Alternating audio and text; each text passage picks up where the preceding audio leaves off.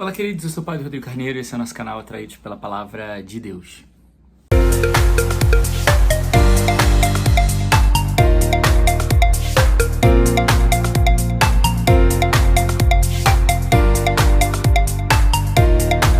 Bem, seja muito bem-vindo, então, você que está chegando aqui pela primeira vez no nosso canal. Seja muito bem-vindo você que já é um atraído pela palavra. Seja muito bem-vindo você que está fazendo essa experiência conosco da palavra de Deus. Bem, hoje sextou para nós, né? E nessa mais uma sexta-feira, dia dos nossos exercícios espirituais da Via Sacra, é um dia penitencial, dia de abstinência de carne, né? Então, só para a gente lembrar essas coisas importantes do dia de hoje, dia de nós também recordarmos, né, dos mistérios da paixão do Senhor através dos exercícios espirituais da Via Sacra, já disse isso, né? Então, vamos lá para a liturgia de hoje. A primeira leitura do livro da sabedoria, ela vai ensinar a gente como é a vida do justo. Só que ela vai ensinar pelo contrário. Eu gosto muito de, às vezes, quando eu estou acompanhando algumas pessoas que partilham sobre, às vezes, dificuldades com autoridades ou com algum nesse nível, eu sempre falo que o contrário também ensina. Porque quando você vê a pessoa tomando alguma atitude que você não tomaria, aquilo te ensina que você não deve fazer aquilo. Porque se você está sofrendo, outros também podem sofrer. Então o contrário também ensina.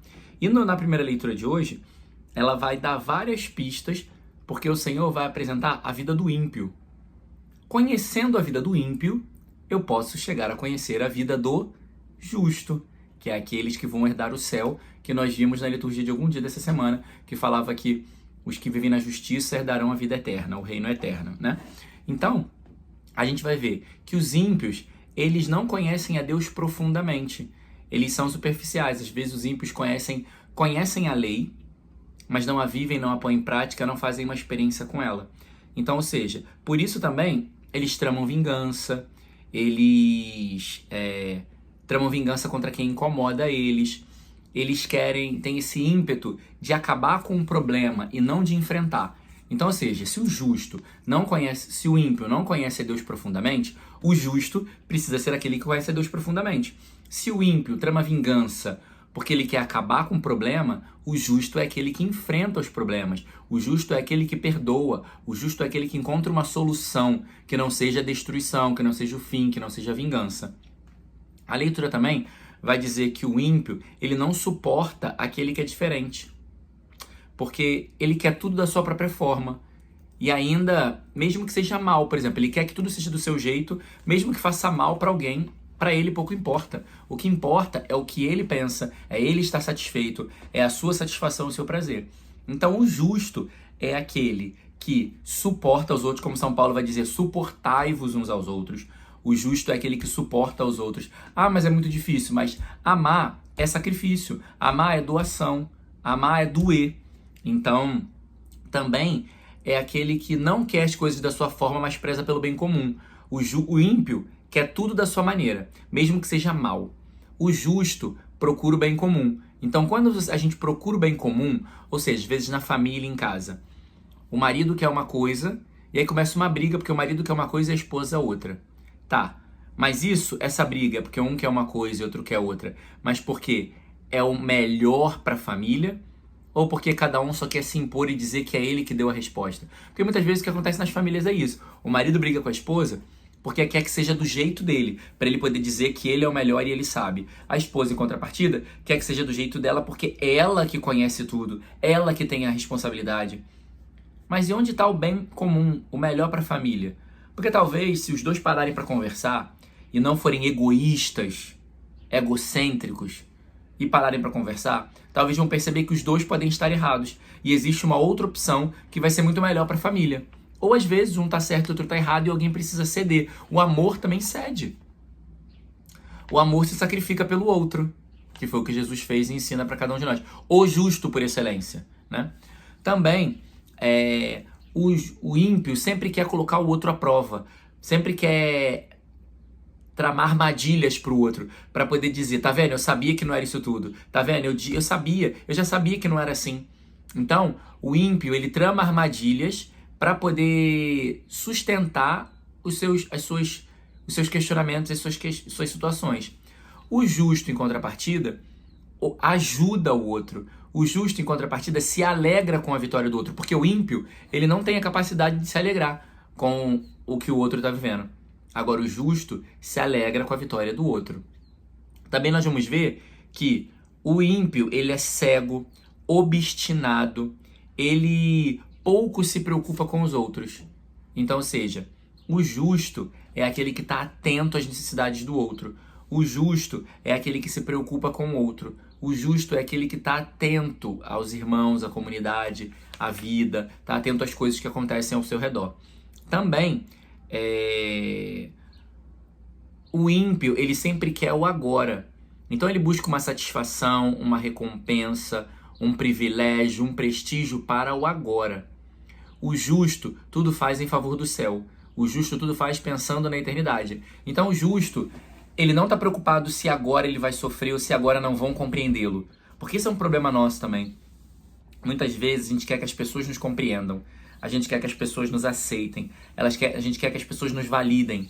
Só que a validação que a gente precisa é validar o nosso bilhete único quando a gente chegar no céu. Porque talvez você está recebendo tantas validações aqui na Terra, tanta validação de pessoas, a gente está buscando tanta validação de pessoas, e o nosso bilhete único, ou o nosso já é, né? Talvez não vai passar quando a gente chegar no céu.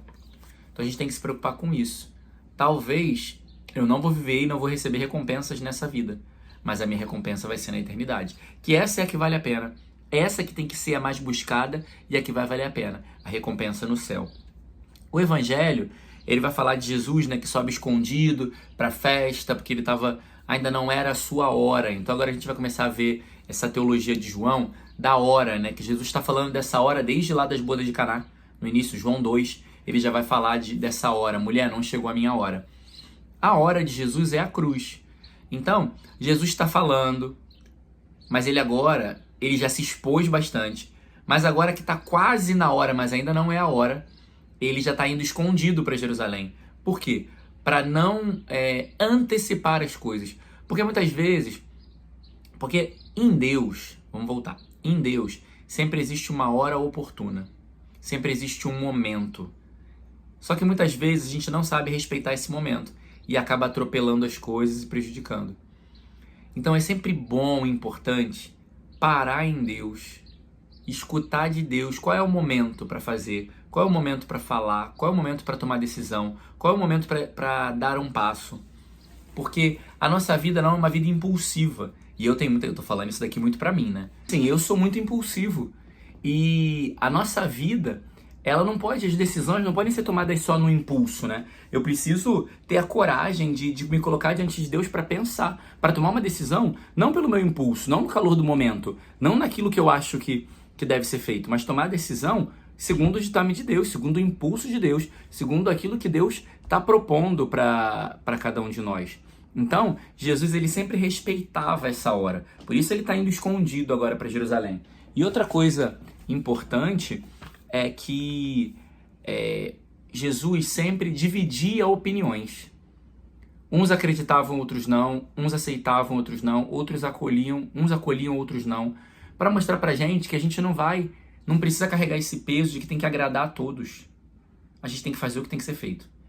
Jesus nunca deixou de fazer o que tinha que ser feito pensando que tinha que agradar. Ele sempre fez o que tinha que fazer e dividia opiniões. Porque opinião é uma coisa pessoal. E eu não posso querer interferir naquilo que é do outro. Eu tenho que fazer o que eu tenho que fazer. Estar no meu lugar, proclamar a palavra que eu tenho que proclamar, seguir como eu tenho que seguir, fazer o que eu tenho que fazer. E assim nós devemos seguir. Não se preocupe com a opinião dos outros. Faça o que você tem que fazer, anuncie o que tem que anunciar, testemunhe o que tem que testemunhar. Senhor, te pedimos um coração aberto e generoso para sermos inteiramente teus e fazermos a tua vontade em tudo, Senhor. Ajuda-nos, Senhor, a não viver de impulsos, mas vivermos do discernimento, da moção do Espírito e da tua condução.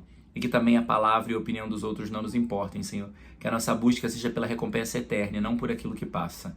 Glória ao Pai, ao Filho e ao Espírito Santo, como era no princípio, agora e sempre. Amém. Louvado seja nosso Senhor Jesus Cristo, para sempre seja louvado.